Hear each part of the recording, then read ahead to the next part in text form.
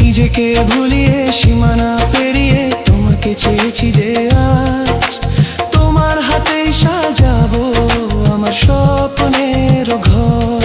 আমি তোমার প্রেমে পড়ে দুনিয়া ভুলে গেছি।